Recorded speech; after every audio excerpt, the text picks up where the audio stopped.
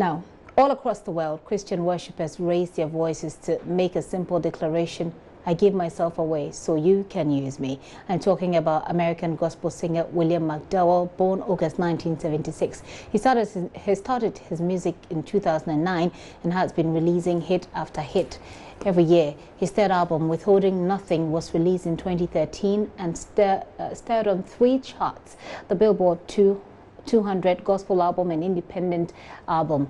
His Withholding Nothing album was nominated for Grammy Awards for Best Gospel Album in 2014. Well, he is in Ghana for a 3-day worship concert dubbed Sold Out. I'm sure you love that song and you sang it over and over again in church. Miss G is standing by with William McDowell. Hello, Miss G. Miss G, I'm going to hand over to you so you talk to him. Hello, Gifty. Yes, I'm going to hand over to you so you talk to him on our behalf. But before you do that, let him know that I am a very great fan of his. Then you can continue. Definitely so. I'll let William McDowell know that you're a great fan.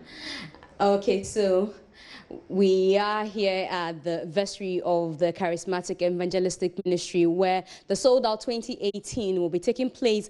As we walked in here, we saw that rehearsals were just ended, and William McDowell and his team are going to rest a while before they come back for the deal itself later in the day. So I'll start the conversation actually with one of the members. Actually, here is the founder of the Sold Out, Raphael Entry, and he's going to tell us what this evening is all about before we have a conversation with American gospel star William McDowell. Hello, Raphael. Hello.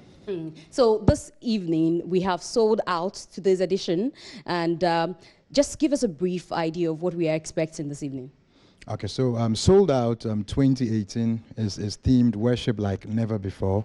So we're looking at an experience that is uncommon. We're looking at an experience that will birth a revival of the love of Jesus, a revival of, you know, if you like, people getting back to the consciousness of the presence of God, and many more things. In fact, yesterday, after the Unlimited edition, we had testimonies, for instance, and we believe that tonight we're going to have many more testimonies to come. Great. So if you're still contemplating on coming, here's a reason you should come. American gospel star William McDowell. He's not new to Ghana, but you're welcome again. I'm sure you're familiar with the term Akwaba. Yes. So what do you say to that? No one told me what to say. I'm just saying thank you. Okay, so that's it, but it's just that you have to say Medasi. Medasi, that's right. I remember now. Okay. I remember now, yes. Okay, so welcome. We are preparing. I see you and your team are all geared up for this evening. Yes, ma'am. So worship is your thing, and I'm sure that's what you're going to be giving us this evening. Different from what people have seen you do every time you come to Ghana. Every time we worship, God is a fresh time of worship. If we are offering him the same thing that we've always offered him, it's not fresh. And so ultimately, everything that we do is responding to what he's doing in the atmosphere, responding to what he's doing in the room. And so I think one of the most important things for everyone to understand, and I try to say this as often as I can, whenever you come to a place, if you're coming to see the person, you're going to be disappointed when it comes to worship. If you're coming to have an encounter with God and to open up your heart, at some point, the goal is that we become invisible so that people have an encounter with the Lord. So what makes it different is that it's a new day. He's worthy to be praised every single day. And so it's not about the different songs, the different style, or the different presentation. It's about the way that we offer our hearts to God. And we are believing, just like the man of God said here, we are believing for the type of outpouring that leads to revival. That is the global word that is on the hearts of men and women of God across the world, because this is the opportunity that we have within this generation to see something that will literally be life-changing. So I'm believing that we will have a life-changing encounter with God. Great. And there must be something about Ghana that keeps letting you come back. You know, this is like the third time you're in Ghana. What's about this country for you?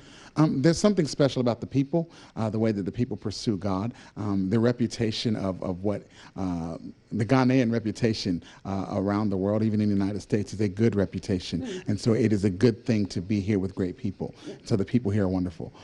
I'm sure the Ghanaians watching you, when you say it's a good reputation, it is what actually do you hear about us? Or what have you noticed about Ghana? Well, hospitable. Hospitality is one of the keys. People that are genuine. And so really, you wish that would be the testimony of everyone, but it does have that testimony here for Ghana.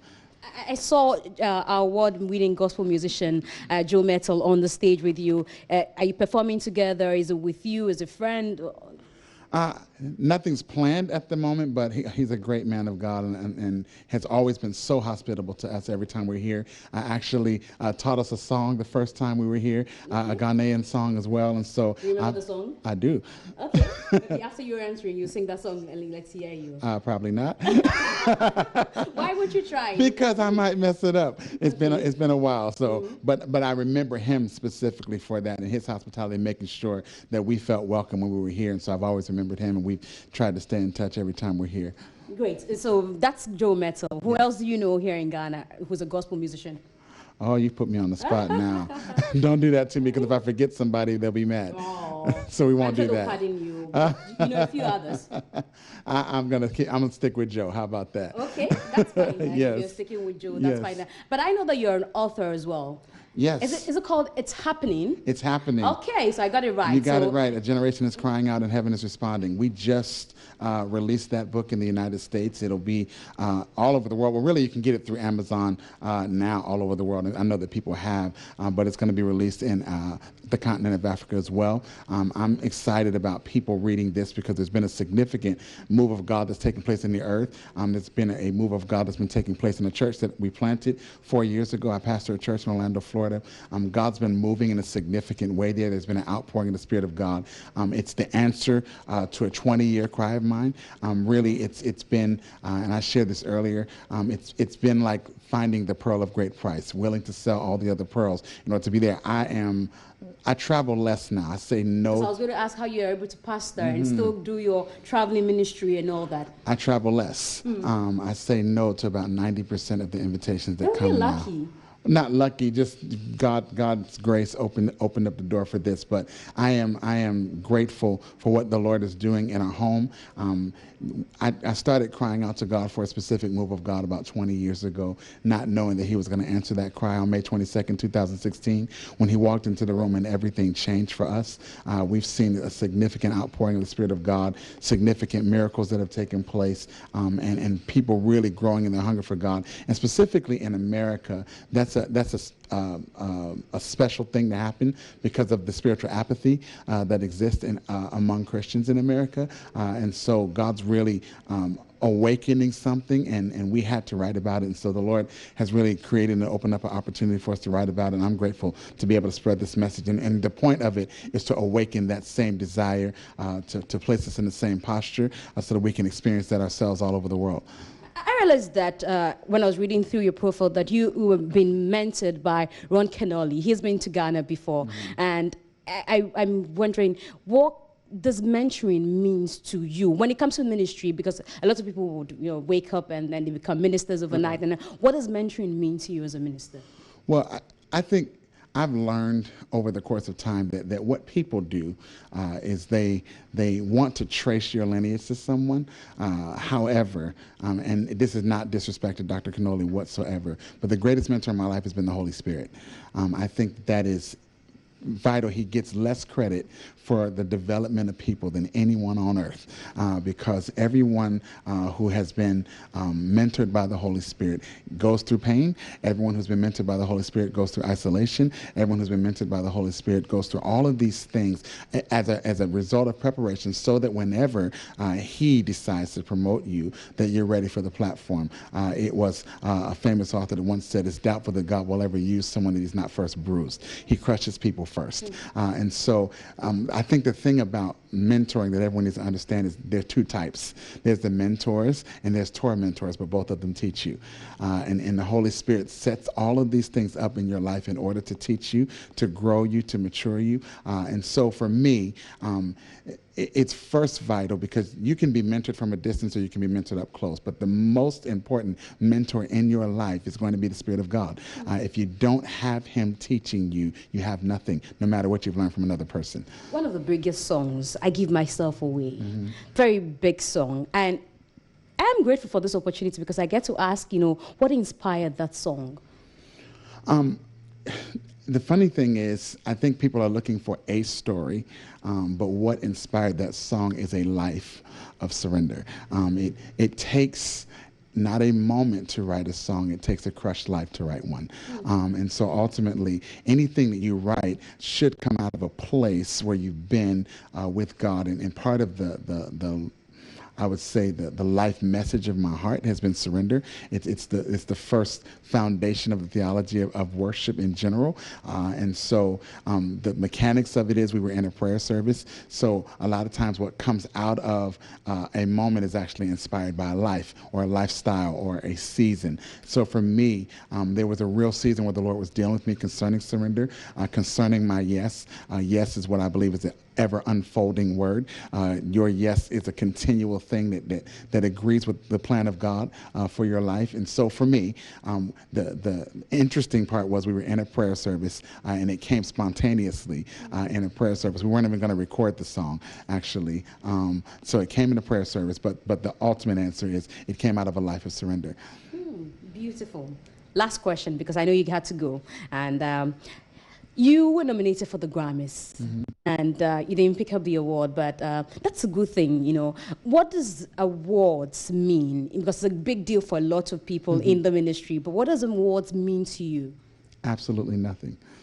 It means absolutely nothing. It means on the earth that people are recognizing, you know, your impact at some level. But it means nothing because you can get an award and live a life that doesn't please the Lord. Ultimately, what we do is we work for heavenly rewards, that in the end, that He says, well done. Because what an award is on the earth is nothing but a trophy. So it means absolutely nothing. In the moment, it feels good to be recognized by your peers, but at the end of the day, it means absolutely nothing. They're in my house, and I don't look at them every day. It doesn't matter. And if anything were to happen, I couldn't sell them to save my life.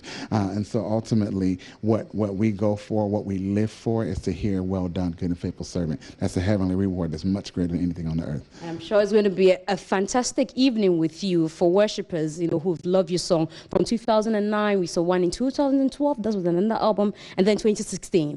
Yeah, so we're going to have all that, you know, performed this evening. I look forward to it. And so, Raphael Enchi, finally, I give you the final words. Let people know that there's a reason to be here this evening.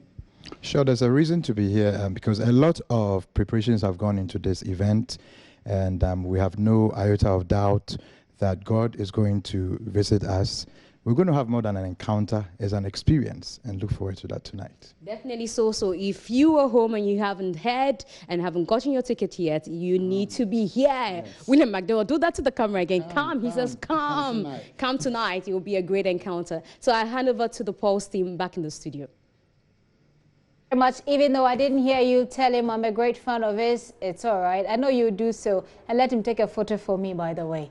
Miss G there speaking to William McDowell, great gospel artist.